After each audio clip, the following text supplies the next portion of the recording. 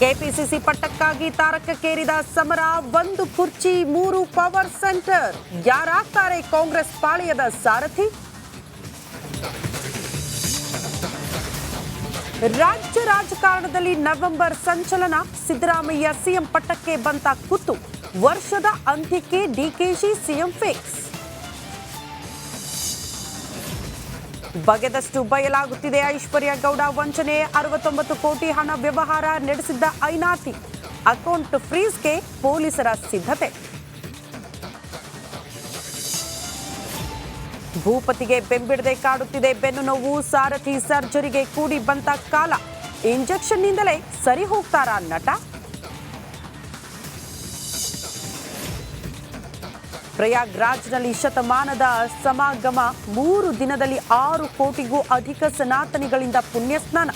ಮಹಾಕುಂಭದಿಂದ republic Kannada ground report.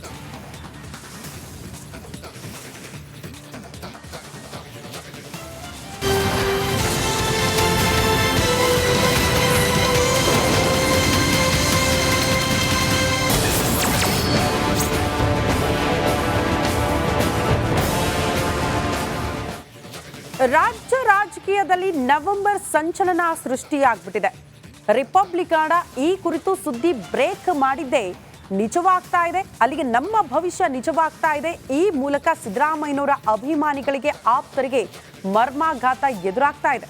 ಯಾಕೆ ಈ ಮಾತನ್ನ ಹೇಳ್ತಾ ಇದ್ದೀವಿ ಅನ್ನೋದರ ಕುರಿತು ಒಂದು ಸಂಪೂರ್ಣ ವರದಿ ಇದೆ, ಬನ್ನಿ ನೋಡ್ಕೊಂಡು ಬರೋಣ.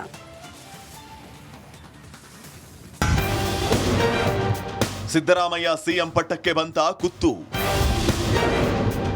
ನವೆಂಬರ್ಗೆ ಡಿಕೆಶಿ ಸಿಎಂ ಆಗೋದು ಫಿಕ್ಸ್.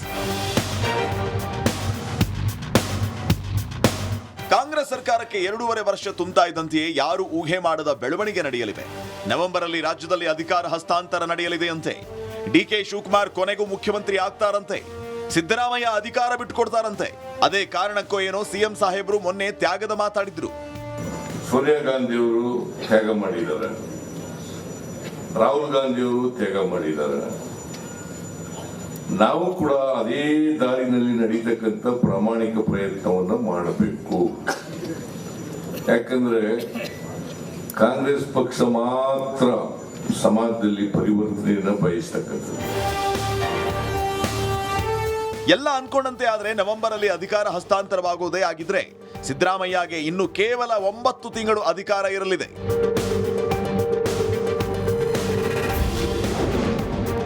ಡಿಕೆ ಸಿಎಂ ಕಾದು ಕಾದು ಅಧಿಕಾರ ಪಡೆದುಕೊಳ್ಳಲಿದ್ದಾರೆ ಡಿಕೆಶಿ. ಎಲ್ಲ ಓಕೆ ಆದರೆ ನವೆಂಬರ್ನಲ್ಲೇ ಡಿಕೆಶಿ ಸಿಎಂ ಆಗಿ ಪಟ್ಟಾಭಿಷೇಕ ಫಿಕ್ಸ್ ಎನ್ನಲಾಗಿದೆ. ಇಲ್ಲವೇ ಮುಂದಿನ ವರ್ಷ